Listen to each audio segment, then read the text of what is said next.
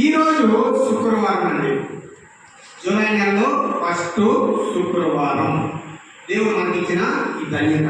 హల్లెలూయా, హల్లెలూయా. అయితే దేవాది దేవుడు ఈరోజు మనతో ఏం మాట్లాడబోతున్నాడు అంటే, యేసుక్రీస్తు ప్రభువుల వారు చెప్పిన 10 జాగ్రత్తలు. ఏంటంటే యేసుక్రీస్తు ప్రభువుల వారు చెప్పిన 10 జాగ్రత్తలు మనం ఈరోజు చూసుకోబోతున్నాము. మొట్టమొదటిగా మనము చెప్పుకున్నది ఏంటంటే, మత్తయి సువార్త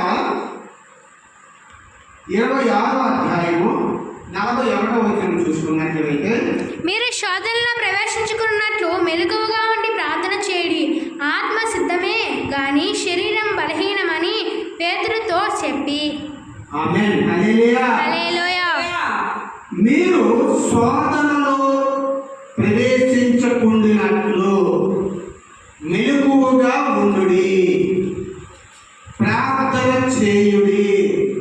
ఆత్మ సిద్ధమే కానీ శరీరము బలహీనమని పేతురుతో చెప్పాను.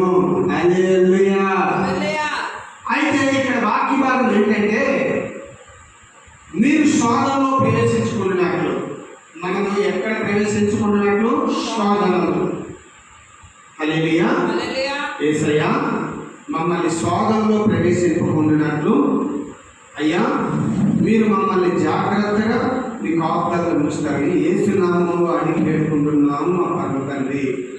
ఆమేన్. ఈరోజు యేసుక్రీస్తు ప్రభువు వారు చెప్పిన 10 జాగ్రత్తల గురించి చెప్పుకుంటాం. మొదటిగా తప్పుడు ప్రవర్తన విషయంలో జాగ్రత్తగా ఉండాలి. రెండోది మనుష్యుల విషయమై జాగ్రత్తగా ఉండాలి. హల్లెలూయా.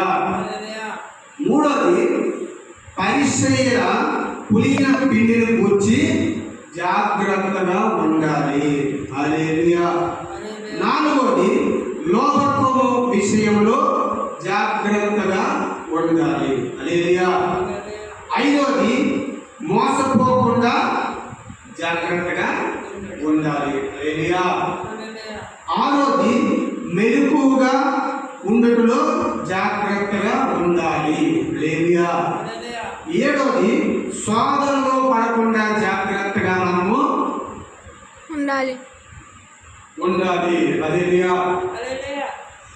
ఎనిమిదవది ఆత్మీయ నిర్లక్ష్యము విషయంలో జాగ్రత్తగా ఉండాలి. హల్లెలూయా.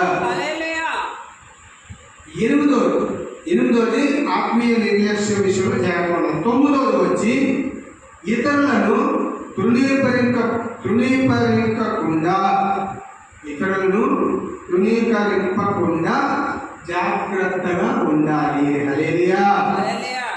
పదవది సిద్ధముగా ఉండటంలో జాగ్రత్తగా ఉండాలి. సిద్ధముగా అంటే యేసుక్రీస్తు ప్రభువుల వారు ఎప్పుడు వస్తారో తెలియదు. అందుకే మనం ఎలా ఉండాలట?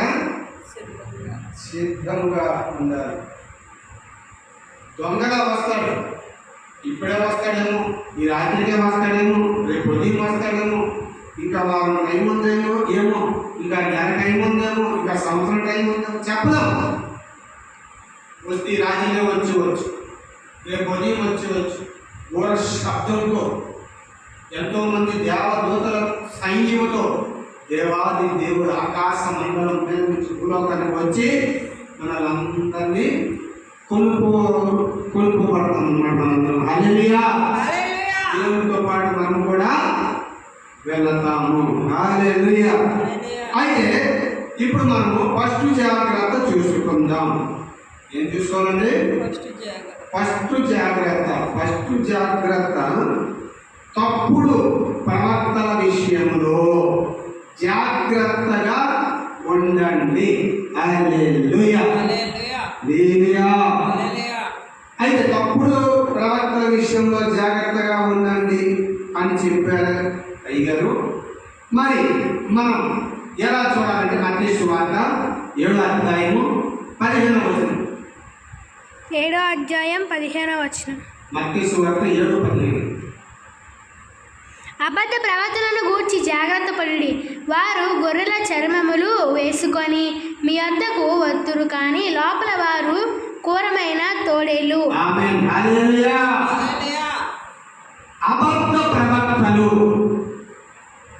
మత్తయి సువార్త 7వ అధ్యాయము 15వ వచనం చూసుకున్నట్లయితే అబద్ధ ప్రవక్తలను వచ్చి జాగ్రత్త పడుడి, వారు గొర్రెల చర్మమును కప్పు వేసుకొని మీ యొద్దకు వస్తురు, కానీ లోపల వారు క్రూరమైన తోడేళ్ళండి.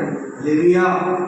అబద్ధ ప్రవక్తలు. అయితే అబద్ధ ప్రవక్తలు అంటే ఎలా ఉంటారు పాస్టర్ గారు? అందరూ మనుషులే కదా, అందరూ మంచిగానే ఉంటారు కదా, అందరూ నీతిగానే మాట్లాడతారు కదా, అందరూ నిజాయితీగా ఉన్నట్లుగా ఉంటారు కదా, మరి ఎలా వాళ్ళని గుర్తించాలి అంటే ప్రార్థన చేయాలి. ఏం చేయాలి? ప్రార్థన చేయాలి. దేవుడే నీకు బయలుపరుస్తాడు.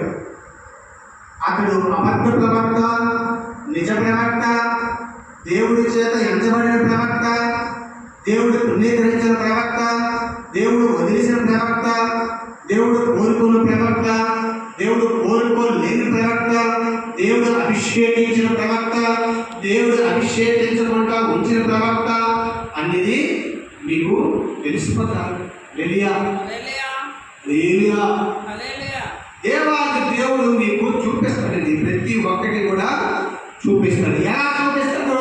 ప్రార్థన చేయాలి. తండ్రి యేసయ్యా అని ఉపవాసం నుండి నువ్వు ప్రార్థన చేస్తే వెంటనే నీకు జవాబు ఇచ్చే దేవుడు నా యేసుక్రీస్తు ప్రభు.